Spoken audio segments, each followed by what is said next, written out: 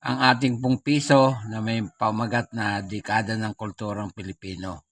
Ito po ay isang commemorative issue ng ating bansang Pilipinas.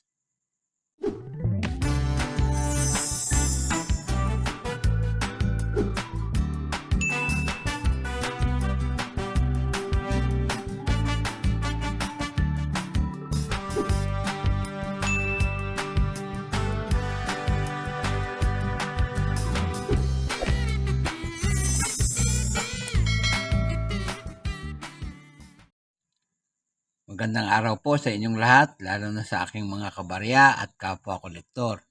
Sa mga senior citizen at mga silent viewer, maging sa mga kaibigan natin dyan, magandang araw po. Meron po tayong coins dito ngayon, ang dekada ng kulturang Pilipino. Pag-usapan po natin,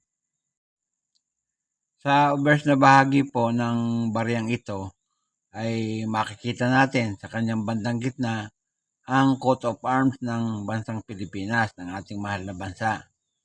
Yan po, may 3 star, may araw sa gitna, may agila at may leon. Yan po. Kung titignan natin mabuti, ang coat of arms natin napakaganda. Lalo na yung 3 star na sumasagisag sa Luzon, Visayas, Mindanao. Ang script naman pong nakasulat na bahagyang nakapaikot ay Republika ng Pilipinas. Makikita natin ang petsa ng pagkakagawa, 1989. Sa ilalim naman ang kanyang denomination na 1 piso. Yan po.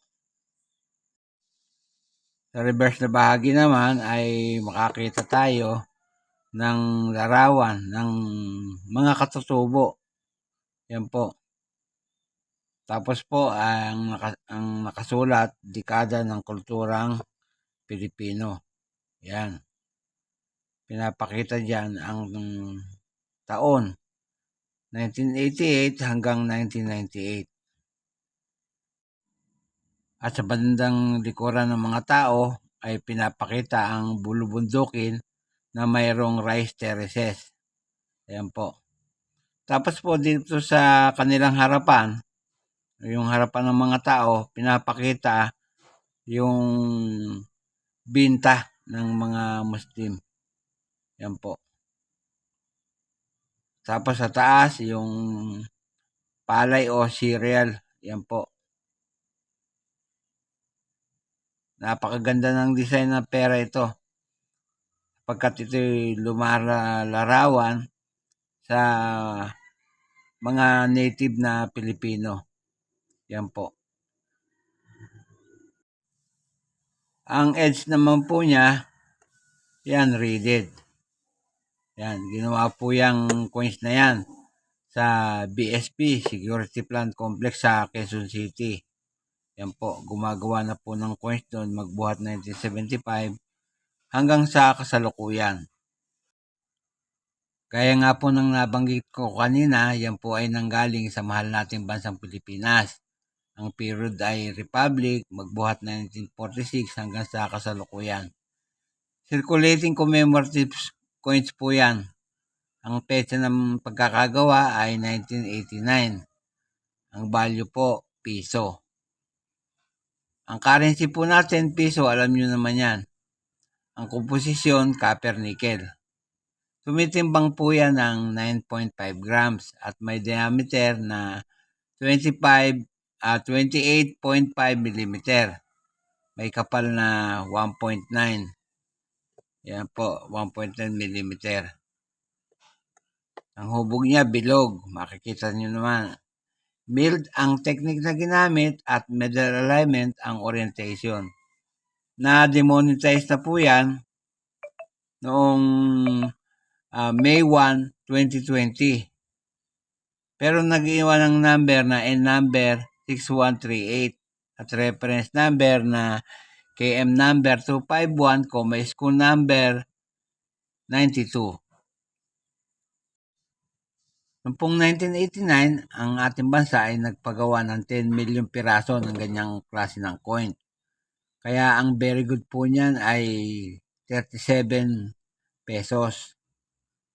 Ang fine at very fine ay 37 pesos din. Yung extra fine ay 50 pesos.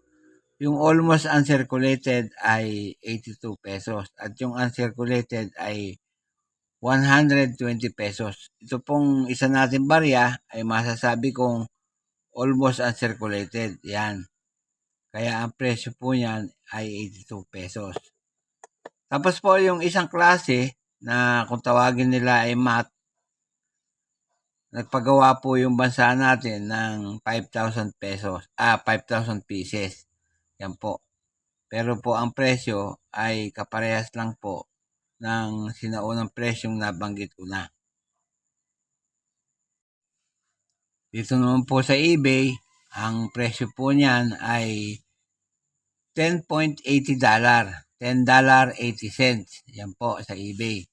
Sa Jerome Collection naman, nagkakahalaga po yan ng 3.99 euro o almost 4 euro. Yan po lamang at wala nang iba.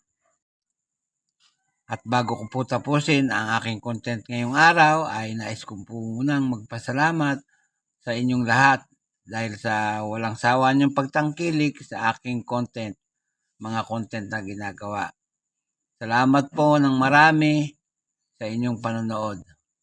At sa huli ay masabi kong mabuhay tayong lahat.